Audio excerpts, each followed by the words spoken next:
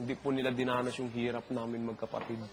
Yung mga oras at pangangailangan namin sa kanilang dalawa. Yun lang hinanakit ko. Nandito pala sila, pero hindi nila kaya kaming puntahan. At nung nandito na ako pare, doon pala nila ako kaya nilang, kumbaga dati, nakulit ko siya, yung papa ko, nakulit ko na, padala ko ng mga picture ko, na-ignore silang lahat, silang buong pamilya. Pero bakit na nandito na ako, parang ramdam ko na, gusto nila akong anuhin na, uy, anak ko yan, parang gano'n mag-isip ako, uy, anak ko yan, gano'n. Parang gano'n, anak kapag hinanakit. Pares literal, di mo maiwasan na masaktan ka, yun ang nakahinanakit ko. Diba? Parang kailangan pa bang dumating sa punto na ganito? Sa punto pa na ganito, paano kung wala ako dito? Paano kung di nangyari ito? Hindi na naisip ko, ang sakit para sa akin na gano'n. Parang pakiramdam ko dito pa, dahil dito pa lang, doon pa lang ako matanggap niyan bilang anak. Paano pag di ka nabigyan ng opportunity? Oo. Nung nakaiyak ko Oo. Sabi ko lang naman din. Parang walang pinagkaiba yan sa mga kaibigan na Nasaan kayo nung kailangan ko kayo? Oo, parang... Ngayong okay na ako, saan kayo nagsisiniksik sa akin? Yun ang masakit. Diba? Nung walang-wala ako, wala kayo. Imbis na iangat ka bigyan, kahit di ka bigyan ng pera, iangat ka nila. Kaya mo yan, kahit di ka namin tulungan, kaya mo yan. Kahit ganun ang salita, hindi ay. Binaba pa, hinusgan pa yung pagkatao mo. Inanuhan ka pa, parang inano ka. Tapos pinahiya ka pa dun sa tao nagpalaki sa'yo. Na hindi alam ni Lulu kung saan siya makampi, kay Papa o sa akin. Kasi may mga option si Lolo din na nababasa ko Maaari siyang maniwala dito kasi na-observan ako sa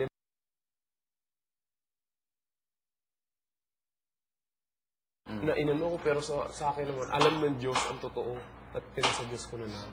Pero naano ko rin nun, parang ako nagsisi sa Diyos ko bakit ginawa sa akin yung mga ganun. Yung pangyayari na. Hindi ko talaga, sabi ko... Nasulat ka pa ng letter? Message ba yun? Ano tinulungan ka ni Tim?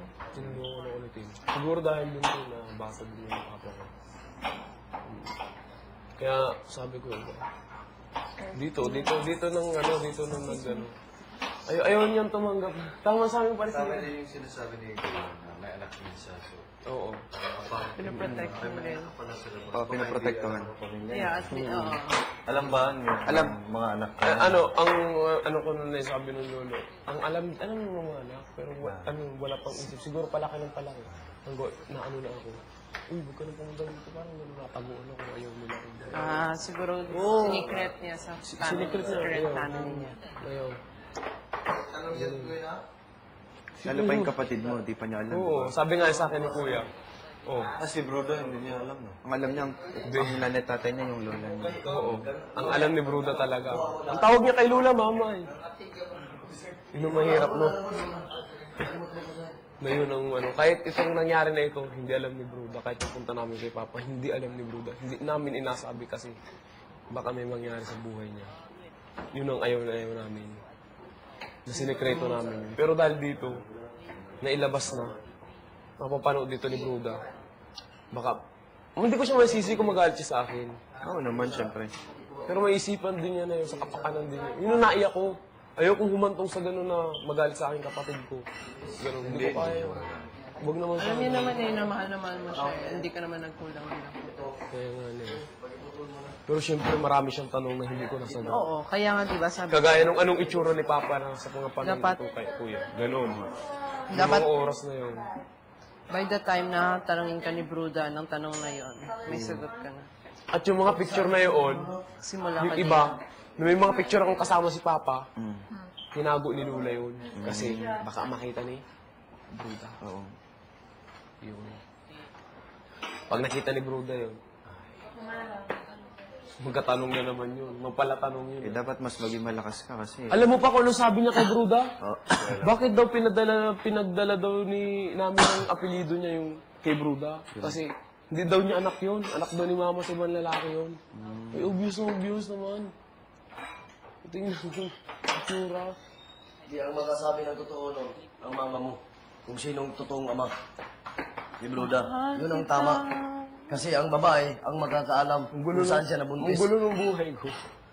Naisip ko kagabi bago ko matulog. Super ang gulo. Marami din nakakaranas na. Hindi lang ikaw. Hindi lang Hindi, ikaw. hindi Kaya kasi nila kinayan. sa akin, imbis na ako support, sana ako supportahan nila. Kasi anandito ako para hindi kami mag-away ay.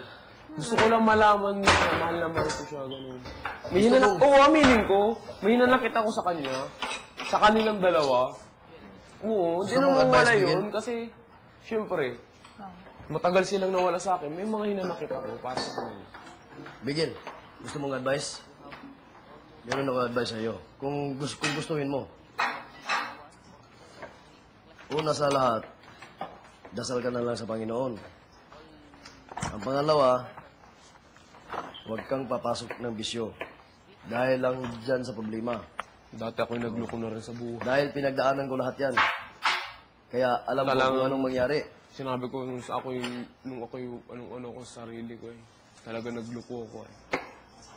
Wala nakinig sa akin. Si Lula, hindi siya nakinig sa akin. Hindi na lang Kasi ako mag-advise. naganonan ako na nag-aasal na daw ako doon sa ano na yun. Nasisi nila sa akin.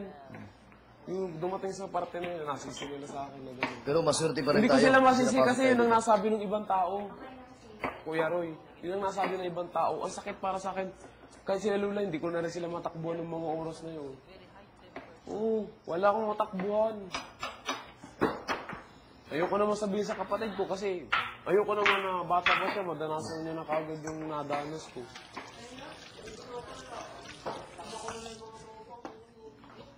Inom-inom. Tapos nun, nung napag-ano ko, na matanda na ako yung nanigarilyo pa rin. Tinigil ko na, sabi ko, kailangan ko nang magpakano sa sarili ko, magpakano na ako. Praktikal na ako. Pasok na ako kung saan man. Kapit sa patalim, yung kumbaga sabihin. Anong trabaho? Yan ang ibig ko sabihin, huwag mong pasukin yan. Ang kapit sa Di man, patalim. ibang ibig ko sabihin na kapit sa patalim, may iba-ibang klase ng kapit Adi. sa patalim. Ang sa akin, Ang kapit patalim. ang kapit ko sa patalim, may kumapit ako sa trabahong patay. Yun ang ibig ko sabihin. Ito ang tama. Ang tama sa kapit patalim, lahat ay pinapasok para mabuhay. Huwag mong gawin yun, Bigil. Ang ibig ko Hindi sabihin. ko ginawa yan. Oo, pero iba ang ibig sabihin. Pakinggan mo ko, iba ang ibig sabihin ng kapit patalim. Iba. Kung tintindin ka sa mga ibang tao na dating mga bad boy, dating mga ex-convict, ay ibang pag-intindi ng kapit patalim. Ikaw lang, oo, Kanya, pero ibang definition ng Iba nga, pero karamihan lahat ng tao ay ibang ibig sabihin ng kapit patalim. Definition ko sa buhay ang Pero ewan napag-usapan ko sa'yo. namin. Oo, totoong sinabi mo. Iba-iba ang opinion ng tao. Pero ang ibig ko sabihin, lahat ng nakaranas ng mga trouble-trouble o lahat ng mga pagsubok ng mga ano dyan, iba ang ibig sabihin ng kapit patalim. Tapos yun, kumapit ako sa Karamihan. patay, gano'n. Na gano'n ko. Tulad ko, pag sabi ni Kuya, Yung mga ang ibig ko hirap, sabihin, yung mga ano ang ibig ko sabihin sa, inano ko, na sa dinanas ko. Laki Salayaw, iba Yung- palang ibig sabihin doon. Kumbaga, Sinabihan ako ni Kuya sa Laki Salayaw, ang Laki Salayaw, iba. kagaya nga sabi sa akin ni Kuya, may mga nakaraan ako na Bagabag ka sa nakaraan na yun. Pwede balikan mo. Pero kung kaya mo naman. Pero alam ko naman na malaking parte yun eh. Yung part na yun.